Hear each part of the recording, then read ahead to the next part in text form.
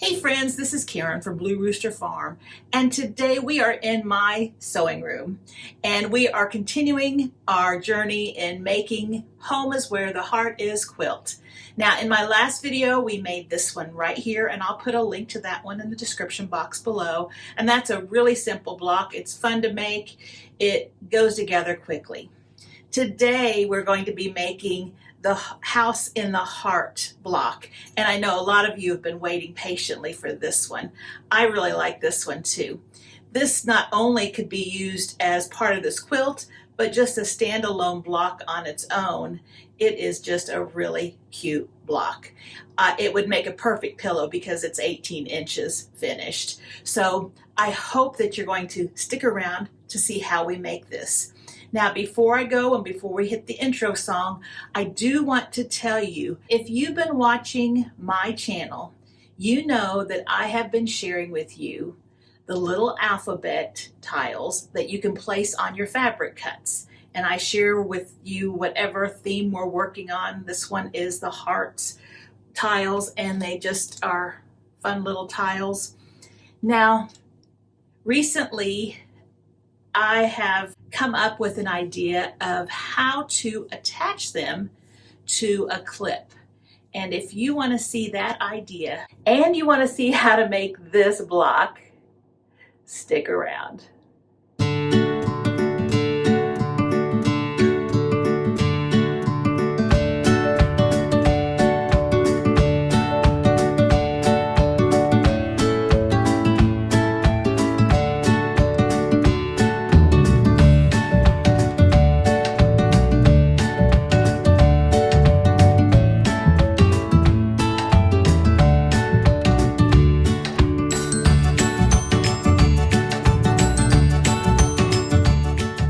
Thanks for sticking around, and like I said, this is the block we're going to be making today, and it is a really fun block. This big house in the center and this large heart, and this is going to measure 18 inches when it's finished.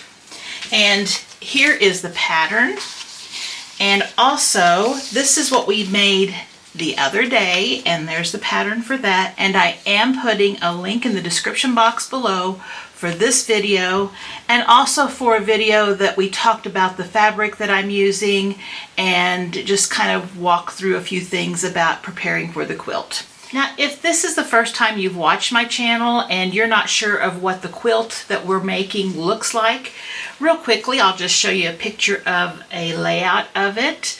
And it is a large quilt, and it's got 12 blocks, and we have hearts and houses alternating. And I'm giving you three options.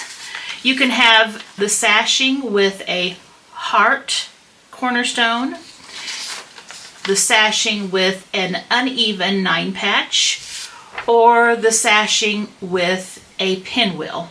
Those are the options that I'm sharing with you, but of course you can make it however you like. But I will show you how to make those three blocks for the sashing. And all of them I think would look cute. There's also some different colorways. You can make this patriotic really easily by changing the color of like the chain and making that a blue, and then that would change this quilt to a red, white, and blue quilt. So I now want to share with you that little bonus that I said at the intro of my video about the letter tiles. Before I share with you what I've done with them, for those of you who haven't watched my channel or are not familiar with my letter tiles, I have shared lots of different letter tiles, especially when we're making a quilt or a project. I try to go along with that theme.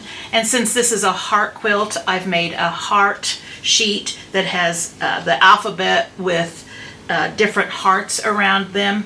And this is just a PDF that you can download, and you can find it in the description box below. And you can print this off on paper or cardstock. I print them off on cardstock. I laminate them, and they last for a long, long time.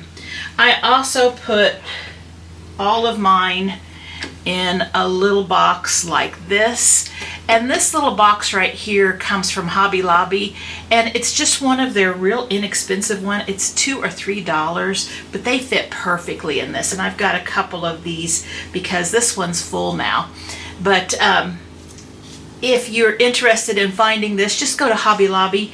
Sometimes I find that they're on the end cap back toward the wall, and you know, you might be looking all around for them, but that's where they are. And they're just a really inexpensive little plastic container. And as you can see, these fit in them nicely. And then there's some long ones here, which were perfect for the Santa quilt that we did. So that is just something that some of you are asking how I keep them, and that's how I keep them. Well, going back to what I was saying about my new idea, and I know a lot of you have talked about this too on the channel, but what I have done is I have printed this by reducing it on my printer. And when I have done that, I have put it on cardstock, I've laminated it, and then I have purchased from Amazon some little clips, and they look like this, just like that. Now you can find some that have adhesive and some that don't. I was not wanting adhesive because I wanted to be able to take mine off. And so what I am doing, and I've thought about magnets, I thought about Velcro, all of those things, but I didn't want them to be bulky and stand up high, but I wanted to be able to remove them easy enough.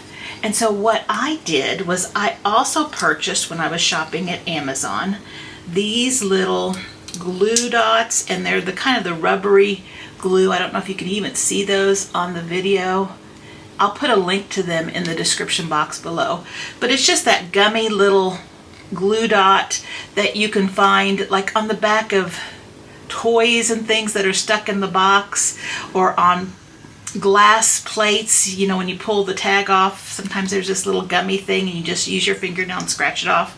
But those are something that are really nice, and they hold very well. And I've just stuck those on like that. Now what I'm thinking is, when I finish using these and I'm ready to change them out, because I don't want to have a whole bunch of these plastic pieces, that they're going to take up way too much room. But what I was thinking is I would pull gently this little rubbery glue, and it does come off. I'm just trying to do it so it comes off in one piece. And I will reuse it until I can't reuse it again.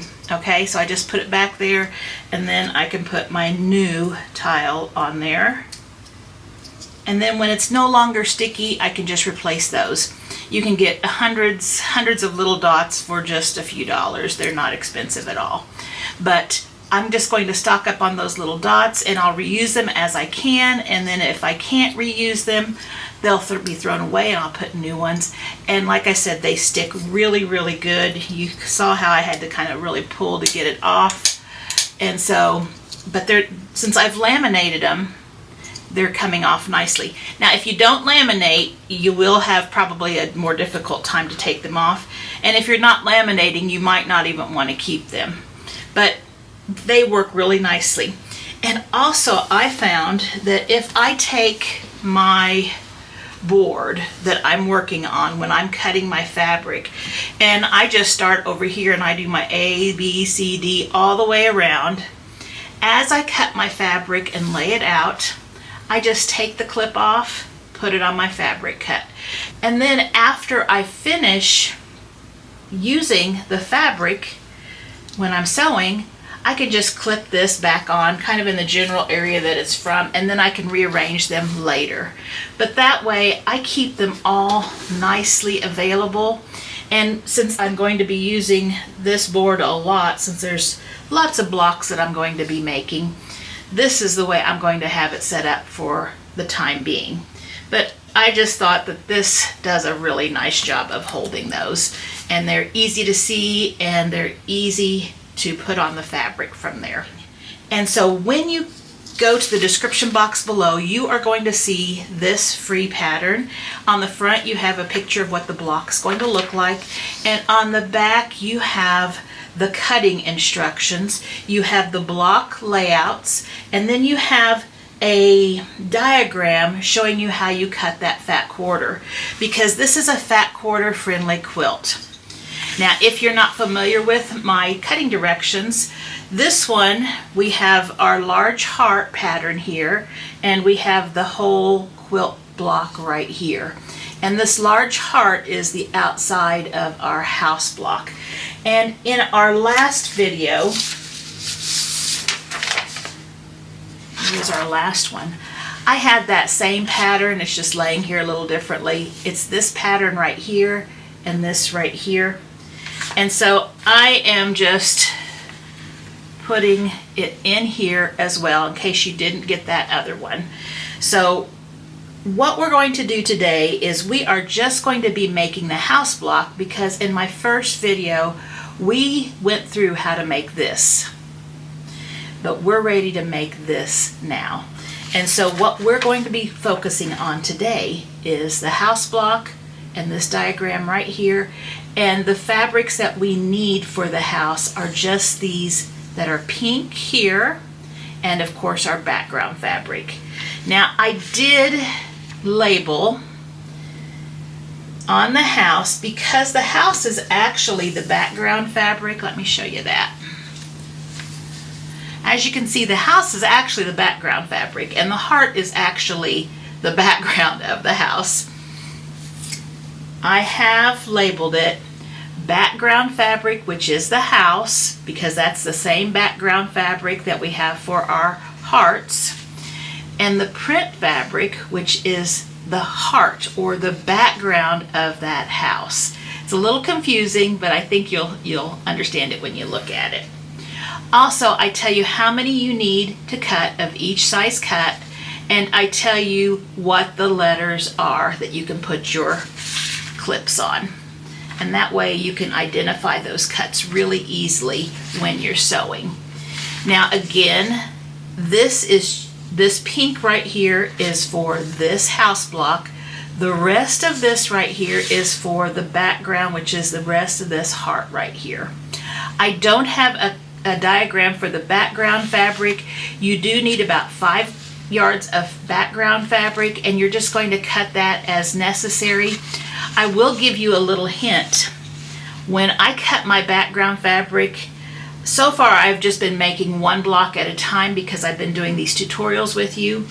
But when I cut my background fabric, I've been cutting it in strips from the bolt, or from a big piece of fabric. I've been cutting 3 1/4 inch strips by width of fabric. I've been cutting 3-inch strips by width of fabric.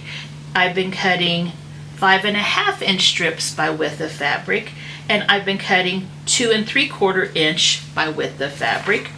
I've also been cutting 1 1/2 inch strips by width of fabric, because all of these except for one, this one right here, is a 2-inch, and a 2-inch strip by width of fabric. That way, since I'm making all of these blocks, when I go to cut a block, I have the strips already the right size. I just need to subcut them into the sizes here. And so that will help you keep from wasting too much fabric. If you're just making one block, you're just making this house block and that's all, then go ahead and just cut directly what it says. But I find that if I cut those long with the fabric strips, I just have to pull those out when I get ready to make my next block. Okay, so there's what we got. And it does say here, the pink is for the house block cuts and the gray is for the large heart block, which is that background heart. So I think that explains it, and I hope that that is clear. But of course, watching this tutorial will make it even more clear, because I don't have written directions. I only have the tutorial. I am not a pattern writer. I am just making this quilt for myself, and I am sharing it with you guys. I've put it all together in a PDF so that you guys can enjoy it too if you would like to make it as well. So before I started taping this video, I went ahead and I made this top portion of my block, this bottom portion of my block, these two pieces and these two pieces. And so all I need is to finish this one so that we can assemble the whole block. So I've got those right here and they are ready to be put together. Okay, they're all set. So when we do this house block, we are going to be looking at how this is put together. And so I'm just going to start from the top and work myself down, and then there'll be some pieces that we'll put on the side. So the first piece is just a piece of fabric, F, and there's no sewing. So we're going to skip on down to G, A, H, and G, and I'm going to get those 3 cuts, and there's 2 G's and 2 A's. And if we look at our pattern, I know this picture's a little small from this camera view, but I think you can see enough. And you can always go ahead and print yours off and watch it too. And you might want to take notes on your pattern as you go through, because sometimes there are some things on here that I do that I don't have written here. Now I am going to have 1 G left over, and that's going to be for our door. So I'm going to keep that with my other cuts. So this is going to go together like this. We're going to have G, G, then our bigger piece is H, and that's in the middle. And then our A's go like that. Okay, and this is just a real simple sew it together. What I'm going to do is I'm going to take it to my sewing machine, put right sides together. So that one 1/4 inch away. I'm going to take this one, put right sides together. Oops, and I need to make sure I got right sides together. My little rose on my background fabric is kind of a light color, and so sometimes I can't see whether it's the right direction. And then I'm going to sew these both 1/4 inch away from the edge, and when I come back I will just take this one, sew it here, then I will take this one after it's sewn together and sew it here, and then I'll have a nice long strip. So I'll bring you back when I've got it all sewn. And there we have our first sewn piece. So I'm just going to set it right up here. And I went ahead and copied off a little larger house here so that we can see it better on the camera. So now let's work on the roof part. We need B, and it looks like 2 eyes. Here is B, and here are my 2 eyes. And according to our layout, right here, we need the eyes on the end. So we're just going to lay it like this and like this. Make sure they are matching right up with those edges, and you want to make sure right sides are together. Then we're going to take and make a diagonal line the same direction that it is for the roof line on both sides. So I'm trying to find a spot where you can see that. I think you can see it there. So let's do that. So 1 line here, and I'm just using a friction pen. It will disappear with heat. This is going to be a seam line, so you don't want to do anything too dark. A pencil would be fine. Okay, and then if you want, you could put some pins right here and then sew it, or if you want, you can just use some Elmer's glue, and if you just put a dab in the outside corner, that is going to be thrown away anyway once we sew and cut.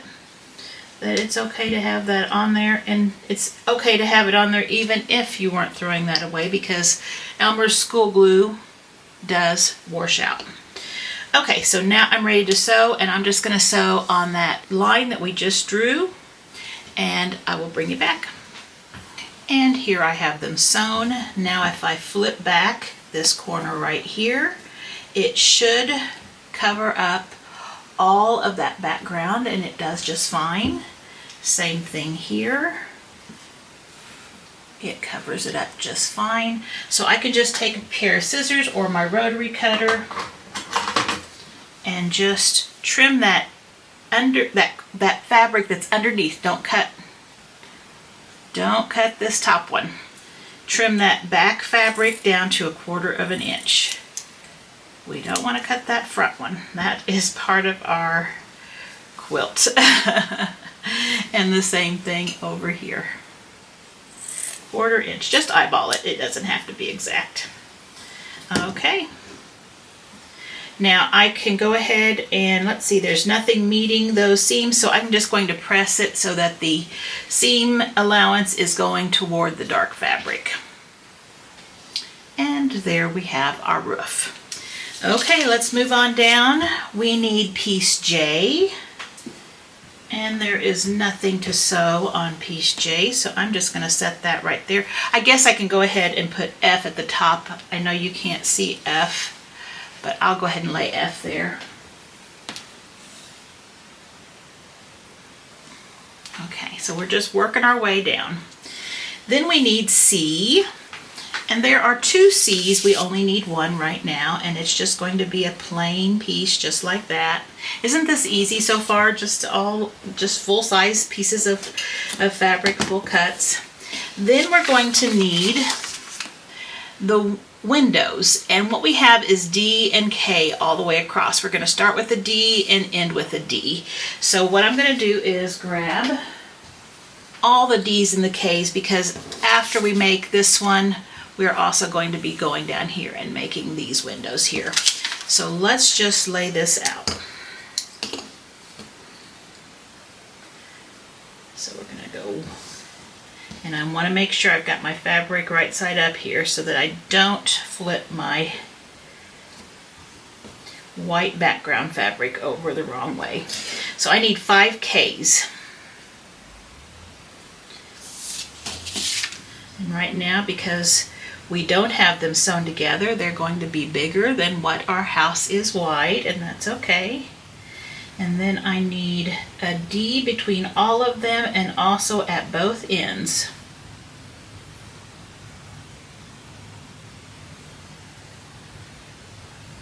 Okay, so there is exactly what I need.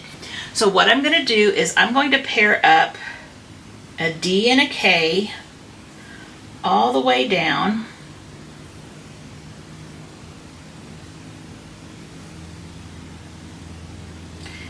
And then I'm going to leave a D by itself, okay? I'm going to sew on the, with the white fabric on top, or your background fabric on top, I'm going to sew on the left side. And then I'm going to open that up and I'm going to sew those pieces together, okay? Now before I go to my sewing machine, I think I want to go ahead and have the other ones ready to sew too. It's silly to go over there and sew and then come back and then take another batch over. So let me just move this up a little bit here.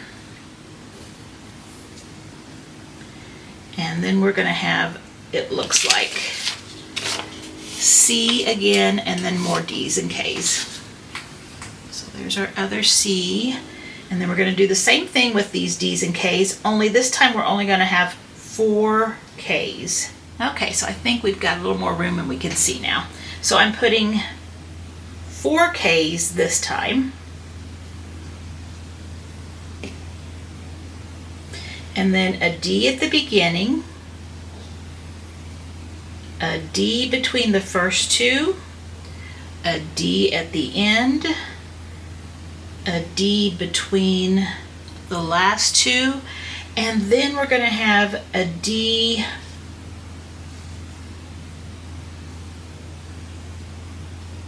here and a D here. Okay, we're going to leave room for a door right here. So I need to sew this to that. Whoops, that one was the wrong way, so good thing I saw that. This one to that one. And we'll do 2 sets together. This one and this one. And then we'll sew 2 sets together. So when I come back, I'm going to have all of these sewn together. Remember, we're sewing on the left side when the white background fabric is on top. Left side, These I'm just going to put two together, and I'll bring you back. And so here we have our pieces. There's that one. And there's quite a bit of stretch here because those pieces are all sewn together. You can press any direction you want. I just press toward the dark. It's easier to press all in one direction, but I had just started pressing toward one side and thought, well, I'll just go ahead and keep it that way. So there's the layout so far.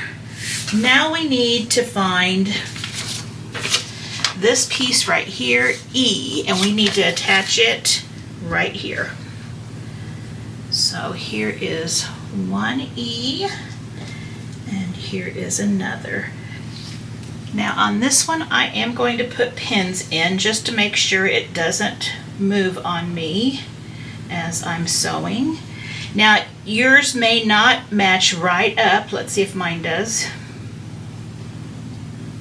There are a lot of stitches and seams in between that short of space, and so that can give you a lot of difference. If your seam allowance is just a tiny bit off, it gets to be a bigger amount the more seams you have in a short distance like this. So when I put this like that, it looks like my E piece is quite a bit bigger, but again, because of pressing, if I pull it just gently, it seems to close up. But I am going to sew with this one with the E piece toward my feed dogs, and that will take that in just fine. So that one's going to be there, and I'm going to sew at the top here. Let's do this one. And again, match those edges up because you don't want one of those hanging out. Oops.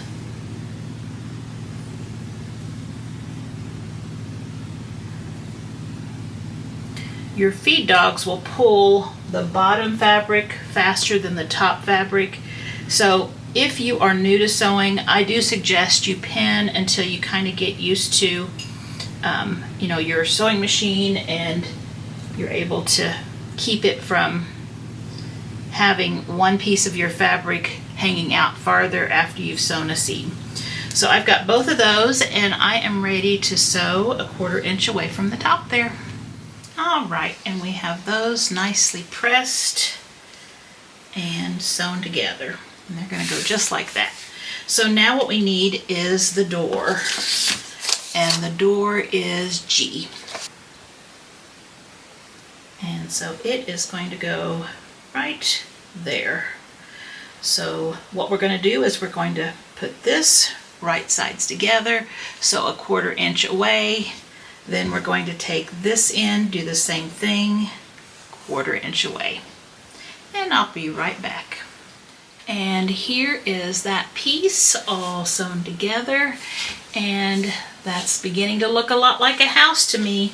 So there's another piece that's going to go here, and it is F, and it is longer than this section that you just made, and that's because we have two side pieces that go from the roof to this piece, and that's going to be L. So I'm just going to stick those right there, and you're going, wow, those are short compared to the rest of the house. Well, once we get that 1/4 inch seam and all of those strips, it's going to be that size. So we're just going to start from the top, and we are going to sew this together. And I like to have several sections that I'm working at the same time. That way I don't have to be pulling it out of my machine and cutting the thread. I like to just feed sections together. So I can easily take these two pieces, and I do suggest that when you take these longer strips, you do put a pin on each end, because that will keep it from pulling one and making one piece shorter. I also like to make sure that I have one in the middle, because sometimes your fabric can slip down and it won't get the 1/4 inch seam allowance. And so if you have one in the middle, that will keep that from happening. So that one's ready to stitch. I can go ahead and these three will have to go together first. I can go ahead and stitch this one to this one, this one to this one, and those are the ones I'm going to go with first. So that way I can take 1, 2, 3 pieces to my sewing machine and then bring them back. Okay, so let me pull this down just a little bit here for you. So there is that, and I went ahead and pressed them. You don't have to, you can put them all together before you press them, but I wanted to show you the way they look laid out. So this one's here and this one's here. Okay, make sure I've got them all in the right spot. I do. Now we're going to take this one right here, and also when you press them, it doesn't matter which direction you press them in. I press them to the fabrics that don't have very many seams because they're not going to match up with anything. I don't see anything that they're matching up with, so you're good. So let's see, we're going to put those two together, and then we're going to put these two together, and I'm going to wait with this one. So let's do this top 1/4 of an inch away from each edge. All right, let me make sure I've got it the correct way again. That looks good. Okay, so now what we're going to do, because this one up here is longer. Now, I don't know if it's me or if you guys are the same way, but when you get close to getting this finished, don't you get excited? Because I haven't seen what this block's going to look like in this colorway yet, and so it's so exciting to see it coming together. And so, I don't know, it may just be me, but this is the time that I'm getting excited and I want to get it done. So this piece up here is bigger, so we can't attach it anymore yet. This piece down here is longer, so we can't attach it yet, but we can attach these two right here. So I'm going to sew these real quickly and I'll be right back. All right, there's that center of the house all finished. Now we get to put these pieces on. Now there may be some people out there right now that are saying, okay, I know how to put all this together, just let's move on, let's get on with it. Well, I have a lot of very new to sewing, new to quilting viewers, and they can't slow this video down, but you can speed it up. So if you don't need to have all those steps of piecing all those strips together, that's fine. Just go ahead and speed up and move on to the next part. But for those of you who are new to sewing, it's really nice to be able to see how people that quilt can put blocks together at a little bit of quicker speed, just because they don't just go one piece at a time and one piece at a time. They do some chain piecing. They chain several pieces together, then bring them back and add some more.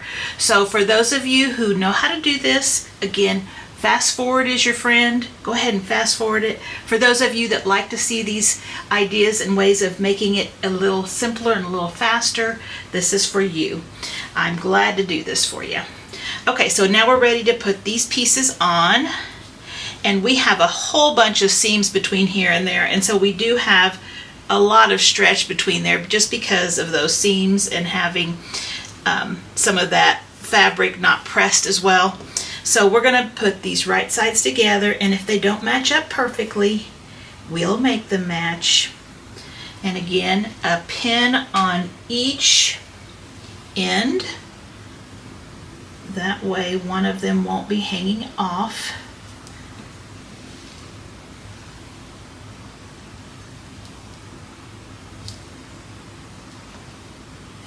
And then when you put it, hold it up, like right now it looks like that top piece is loose, but if I just pull it just a little bit, I'm not even pulling it very much, because of all of those seams, it opens up a little bit more. But I am going to go ahead and put a pin right there in the middle, just to hold it in place, and then I'm going to put that piece toward my feed dogs, the loose piece toward my feed dogs, and that way it will take all of that in without having to pull it or anything like that. And so we can go ahead and put this one on at the same time. That way we can just do both pieces together.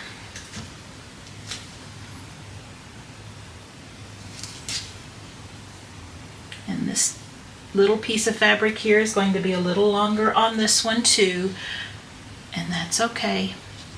There's plenty of stretch there.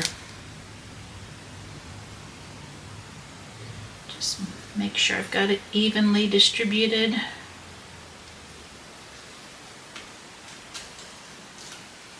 And a pin in it. So now I'm going to go back to the sewing machine and sew a 1/4 inch on both sides, and we are getting so close to being done. And there we have that interior piece done. And now this should fit perfectly, and this should fit just fine. And if not, again, do the same thing we've been doing to pull up that excess. Right sides together, pin on both sides, right sides together, pin on both sides, 1/4 inch away from each edge. And there it is, all finished and ironed. Remember, when you iron it, just iron toward the area that does not have as many seams. And that's what mine looks like when it's been ironed. A few that need to be pressed a little bit better, but just so that it lays nice and flat. At this point, this block should measure 9.5 inches. So we could take a larger ruler or a 9.5 inch ruler, and we can lay it on here, and we can see what we've got. And it looks like we are right on the money pretty much. I will trim it just a little just to get some of those little threads and maybe little bumps that stick out a little bit. But that's all I will be trimming. And I am just using the lines over here and down here, and then of course making sure that that diagonal line is going right down the middle. And I'm not taking anything off but those threads, really. And then I can turn it the other way and do the same thing. 9.5, 9.5.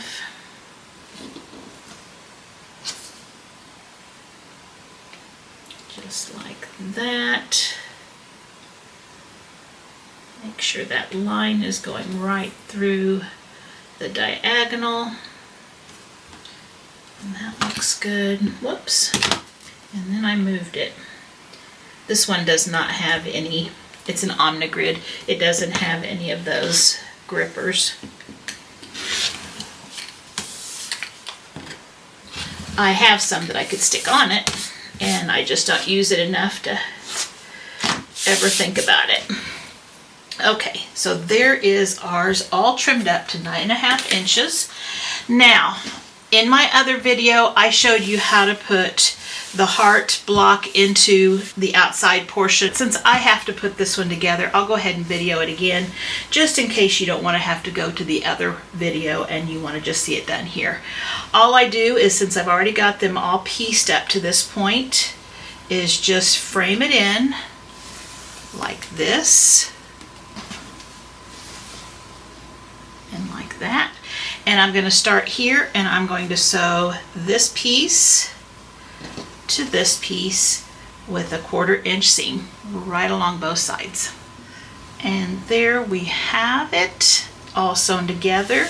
Now when I pressed this one, I pressed out. I pressed toward these outside pieces. I could have pressed in, but there's quite a bit of stuff here, and these are just real thin pieces, and I didn't want it to get too bulky in there, so I pressed out. Now on the house block, when you're pressing the bottom and the top part of the heart, these, since these are going out, these two need to go in because they're going to be matching and we want them to nest.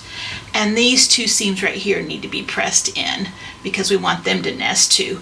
We don't have any seams matching in the middle like we did the heart though, so we don't have to worry about that. So I'm just going to lay this one like this. I'm going to pin it here and here and here and here. And then I'm going to lay this one like this, pin it at the seams and at the ends. And I'm going to do a 1/4 inch seam on both edges. And there she is. Isn't she pretty? I love it. Right now it measures 18.5 inches square, and when it's in a quilt or a project it will be 18 inches. This would make a perfect pillow. You could even add a little border if you'd like and make it a little bit bigger. But this is a really fun block. I hope you get a chance to make it. This is laundry basket fabric here, this pink, and it's one of my favorites of hers. And the background, I'm using Ridgewood by Minnick and Simpson. It's a fabric from that line, and I think it goes together really nicely. I've gotten several of these that I've been making, and I think they're going to go together really nicely.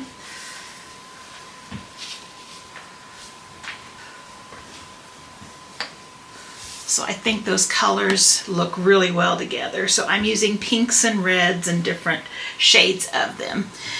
I hope you enjoyed this video.